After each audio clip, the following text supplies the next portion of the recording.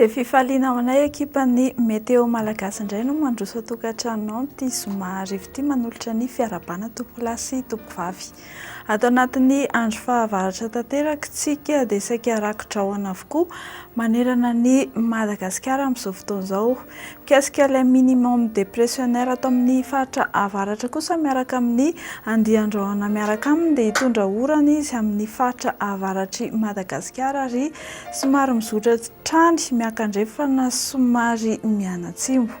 Arak'izany dia toy izao manaraka izao ny andro no vinavinaina ho amin'ny rapitso fa 7 ny volana janoary 17 sy 20. Itony orana tandrifin-drahona any amin'ny faritra Sava sy Analanjorofy iny, ny faritra Melaky sy Menabe.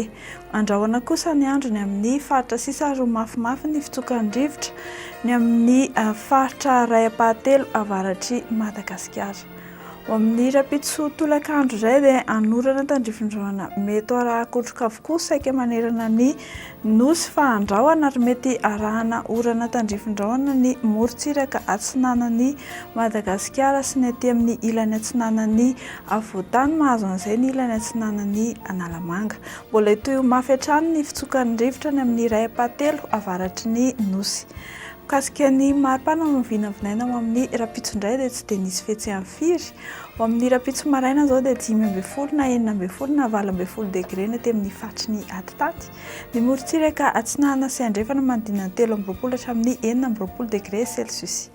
Ho amin'ny rapitso tolakandro dia miakatra kely ny maripana ambony indrindra 4 degré zany any amin'ny tendrony avaratra sy any amin'ny faritry Maheva-Tanàna iny. Dia raha ivoaka ivelan'ny Gasikara ianao dia anorana malefaka indray ao amin'ny rapitso any faritry Bangkok sy Johannesburg any.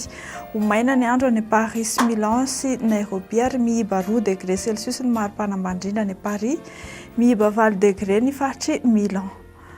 Ho an'ireo nosy rahavavy indray balika hatrany masoandro amin'ny faritry Comores sy La Réunion, anoram-baratra ny Seychelles ary anorana malefaka amin'ny faritry Maurice. Dia izay no azo maroso antsika ho amin'ity alina ity mirary ianao farany herinandro mahafinaritra indray izahay ary manome fotoananao amin'ny manaraka. Veloma tompoko.